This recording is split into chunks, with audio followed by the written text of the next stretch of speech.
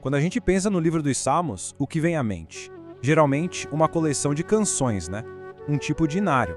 A gente pega um salmo para um momento de alegria, outro para um dia de tristeza, e é isso.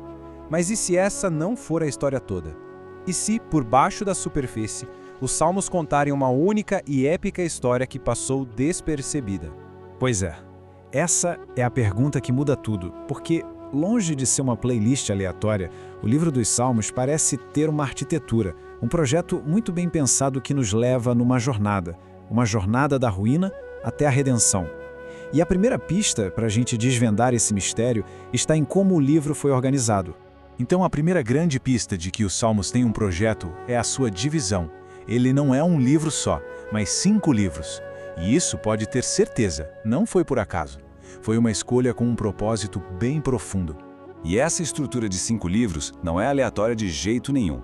Ela espelha os 5 livros da Torá, que é o coração da Bíblia hebraica. O livro 1, por exemplo, ecoa Gênesis, falando sobre humanidade, criação, mas o nosso foco hoje, o livro 2, tem tudo a ver com o Êxodo. Ele conta uma história de crise nacional e da busca desesperada por um redentor. Pensa bem, se o Êxodo é a história da jornada física de Israel, da escravidão para a liberdade, o livro 2 dos Salmos é como se fosse a trilha sonora dessa mesma jornada, só que no nível da alma. É a história de uma nação em crise que canta o seu clamor por redenção. Essa é a rota que o livro nos propõe. Ele começa lá no fundo do poço, no desespero do exílio com Salmo 42 e termina com a visão de um reino perfeito, glorioso, lá no Salmo 72. Mas como a gente pode ter certeza de que isso foi de propósito? Bom, a resposta está numa segunda pista, uma pista escondida numa única palavra. Uma das coisas mais fascinantes do livro 2 é uma mudança radical e muito bem pensada em como Deus é chamado. É um detalhe que, à primeira vista, pode até passar batido, mas que tem um peso teológico gigantesco. Olha só a diferença gritante que este gráfico mostra. Enquanto lá no livro I, o nome pessoal de Deus, Yahvé, domina completamente, aqui no livro 2 ele quase some. Ele é substituído por Elohim mais de 160 vezes. Isso não é um acidente de jeito nenhum. É uma escolha editorial e com um propósito muito poderoso. Tá, mas qual a diferença? Yahvé é o nome íntimo, o nome da aliança de Deus com o Israel. Já Elohim é o nome do Criador Todo-Poderoso, o juiz de todas as nações. Agora, para pra pensar. Se a sua nação está em ruínas, chamar Deus de Elohim é um ato de fé radical. É como dizer, o nosso Deus não está preso às fronteiras de Israel, ele é o rei do universo inteiro. Essa era a fonte de esperança deles. Ok, com essas duas pistas em mente, a estrutura que imita o Êxodo e o uso do nome Elohim, a gente pode agora sim percorrer a jornada do livro 2. É uma história que se desenrola em atos bem claros, começando na dor mais profunda e terminando num louvor mais contagiante. A jornada começa no fundo do poço, com um dos lamentos mais viscerais da Bíblia. É o grito de alguém que se sente abandonado, com a sede de Deus que é quase física. E, para piorar, os inimigos ainda provocam. E aí, cadê o seu Deus? É o auge da crise de fé. E a partir dessa dor toda, a história dá uma virada para dentro. A crise não é só política, ela é espiritual. No Salmo 50, é como se Deus interrompesse o choro e dissesse: olha, não quero os seus rituais vazios, o universo inteiro já é meu.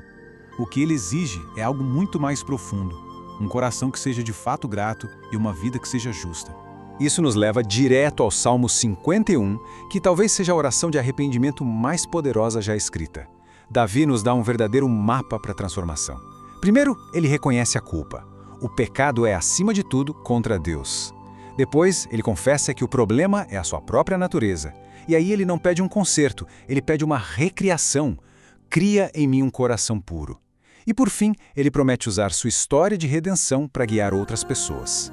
Com o coração no lugar certo, a jornada nos leva através de momentos de perseguição e traição, lá nos Salmos 52 a 63. Eles são como um manual de como manter a fé sob pressão extrema. Em cada um deles, a gente vê a alma se mover do medo para a confiança, encontrando refúgio em um Deus cuja lealdade é descrita como algo melhor do que a própria vida. E depois de atravessar o exílio, o arrependimento e a perseguição, a narrativa do livro 2 chega ao seu clímax. A resposta final para toda aquela ruína e dor não é só uma restauração, mas uma visão gloriosa de um governante perfeito.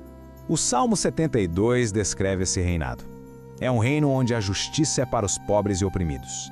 A paz e a prosperidade são abundantes, como chuva sobre a relva cortada.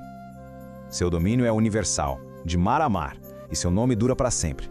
E o mais importante, através dele todas as nações da terra serão abençoadas.